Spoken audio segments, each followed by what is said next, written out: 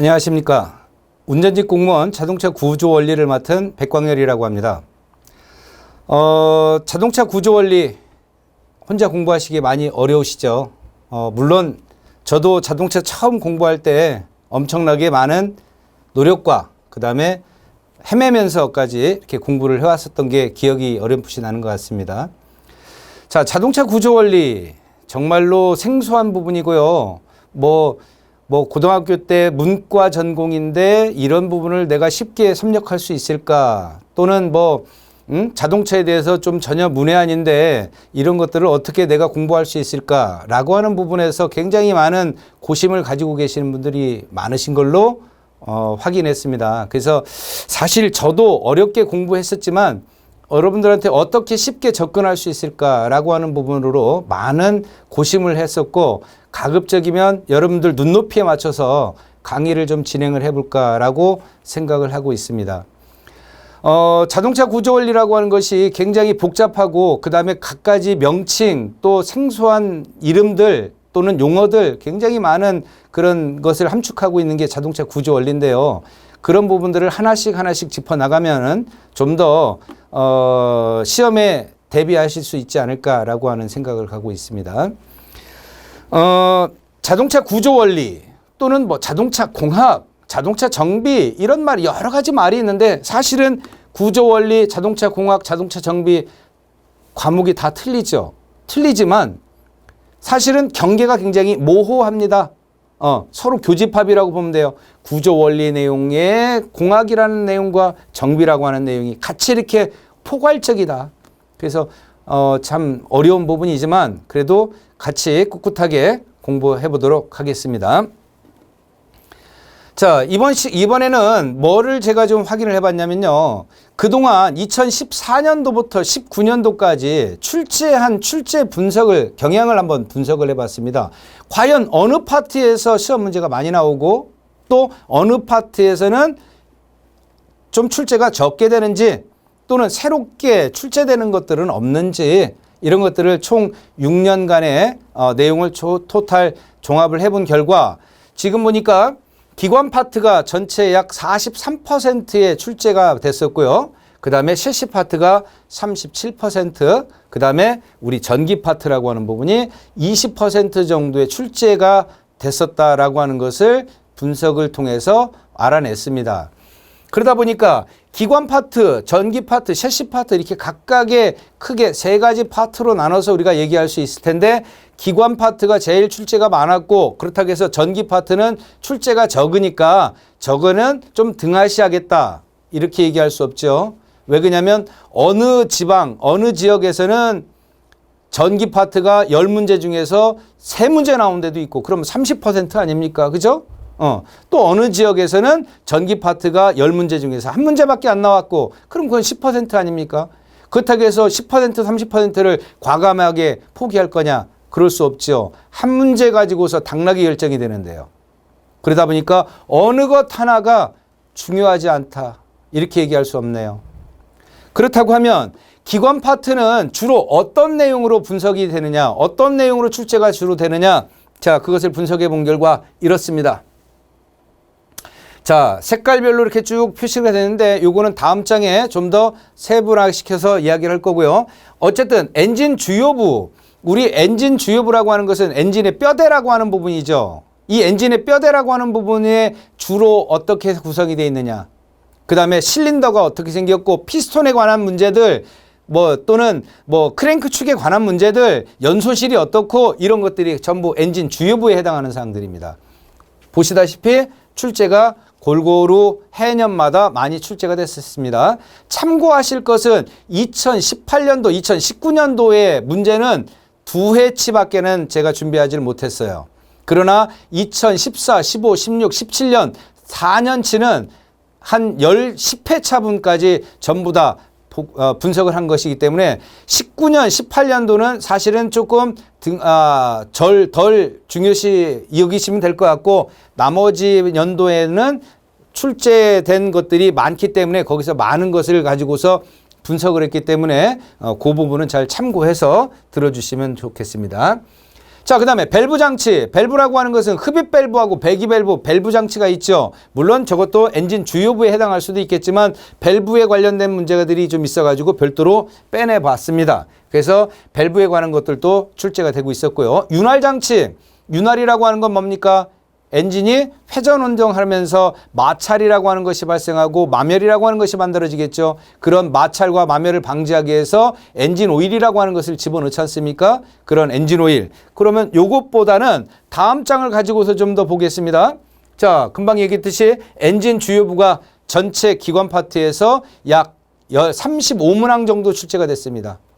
35문항 출제가 됐다는 얘기는 그만큼 엔진 파트에서 많이 출제가 됐다는 얘기죠. 보통 한 18% 정도만큼 출제가 됐었고요. 그 다음에 가솔린, 디젤, 뒤로 넘어가면요. LPG, CNG라고 하는 것도 있는데 자, 여기 보면 LPG, CNG 이런 것들을 우리는 토탈해서 뭐라고 표현하냐면 연료장치라고 이야기를 하죠.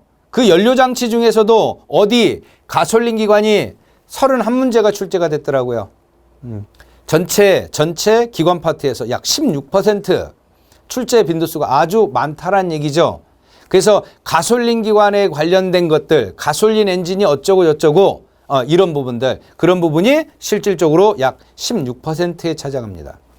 그 다음에 많이 되었던 것이 배기가스입니다. 배기가스라고 하는 것은 우리가 자동차에 배기가스가 대기 중으로 방출이 되고 있죠. 그 배기가스들을 어떻게 제어할 거냐. 거기에 따라서 또한 연료 증발가스라든가 블로바이 가스 학습하면서 공부하겠죠. 그러한 내용들은 어떻게 제어할 거냐. 그리고 우리 가솔린 기관이라든가 이런 것들은 산소 센서라든가 또는 촉매라고 하는 것을 두겠죠. 그런 촉매에서의 어떻게 정화를 이룰 거냐. 이런 것들이 우리 통칭해서 우리는 배기가스라고 정리를 해봤고요. 그 배기가스가 전체 23문항이 출제가 됐었습니다. 그 다음으로 많이 출제됐던 것이 디젤 엔진이죠. 가솔린 엔진 다음으로 디젤 엔진. 연료 장치가 굉장히 많은 비율을 차지하고 있습니다. 그래서 디젤 엔진의 각각 특징 뭐 이런 것들 꼭 기억을 하셔야 될 부분들인데 이런 디젤 엔진에서 총 19문제가 출제됐고요. 공통사항이다. 뭐 이건 출제 빈도수가 좀 높아서 앞으로 순위가 빠져나와 있는데 공통사항, 기관 파트에서 공통사항들이 있을 거예요. 공통사항들. 또는 이런 것들이 있겠죠. 뭐 윤거가 뭐고 축거가 뭐고 최소 회전 반경이 뭐고 이런 것들은 어떤 법률적인 것들 이런 것들이 이제 실질적으로 공통사항으로 다 묶어놨던 것이 17문제였고요.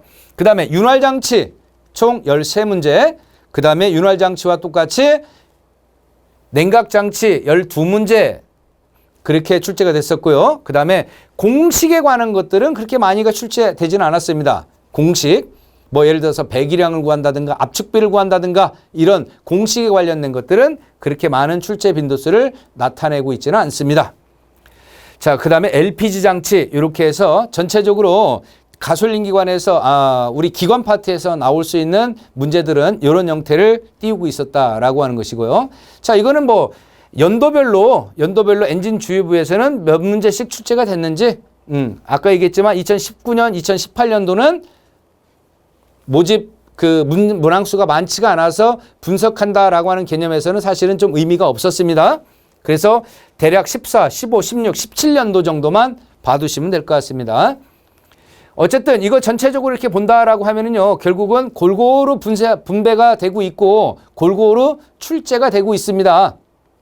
디젤 엔진도 그렇고 LPG도 그렇고 그 다음에 공식 관련된 것들도 이렇게 해마다 한두 문제씩은 출제가 되고 있었습니다. 그 다음에 배기가스 관련은 많이 나왔었죠. 그 다음에 뭐 공통사항들 이런 것들이 이제 이렇게 출제가 되고 있었습니다. 자, 여기까지는 기관 파트에 대해서 분석한 내용들을 설명을 드렸고요. 자, 그 다음에 전기 파트 한번 잠깐 보면은요.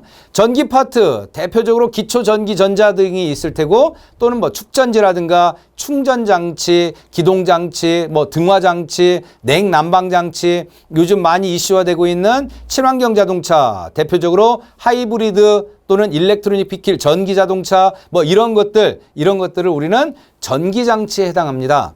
그럼 전기장치에서도 보면은 뭐 해마다 많이 출제되는 것도 있고 적게 출제되는 것도 있는데 우리가 보면은 전체적으로 골고루 출제가 되고 있었다라고 하는 것을 한 번 더 볼 수 있겠죠.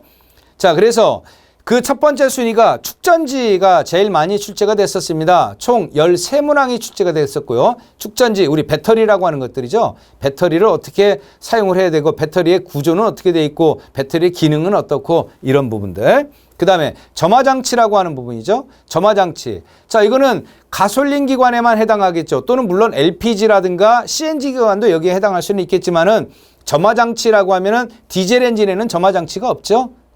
그래서 점화장치는 가솔린 기관의 극한이다라고 판단하면 될 것 같고 점화계통에서 총 13문제 16%의 출제 비율을 나타내고 있고요. 그 다음에 냉난방장치, 자, 우리 공조냉동 이렇게 얘기할 수도 있는데 히터 또는 에어컨, 특히 에어컨 장치에서 많이 출제가 되고 있었더라라고 하는 것을 분석해 봤습니다. 그 다음에 충전장치, 우리 뭐예요? 발전기라고 하는 거죠. 발전기에 관련된 문제들 총 10문제 12% 정도의 출제 비율을 나타냈었고요.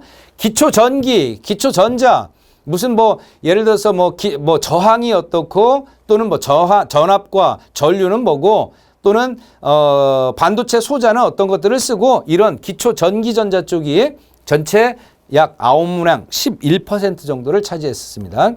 그 외로 하이브리드 자동차가 좀 심치 않게 많이 나왔습니다. 또 전기 자동차 이런 것들도 많이 나왔었고요. 그 다음에 기동, 시동을 어떻게 할 거냐?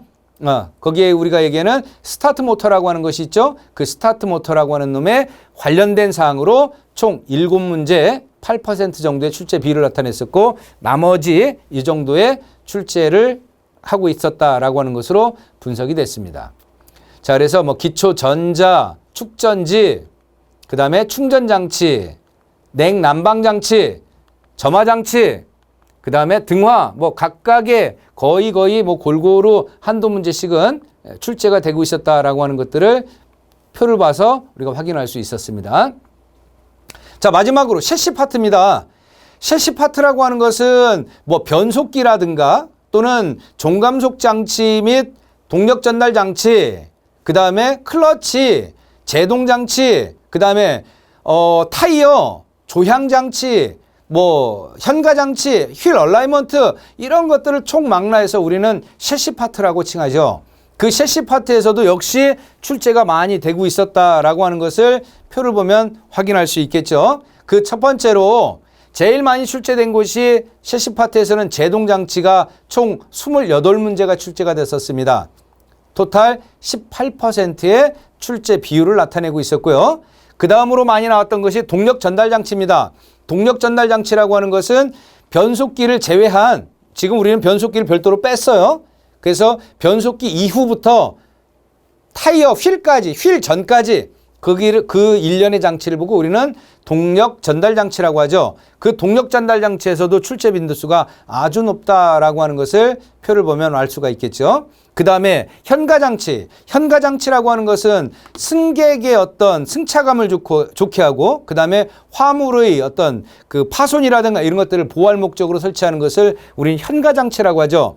그런 현가장치에서도 전체적으로 약 23문항인 15%의 출제 비율을 나타내고 있습니다. 또한 타이어, 그렇죠.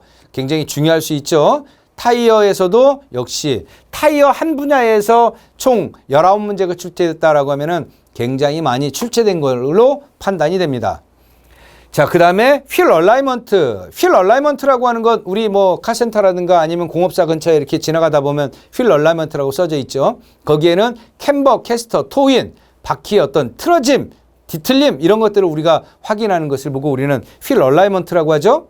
그래서 휠 얼라이먼트라고 하는 부분에서 출제가 14문제 총 9%만큼의 출제 비율을 나타내고 있습니다.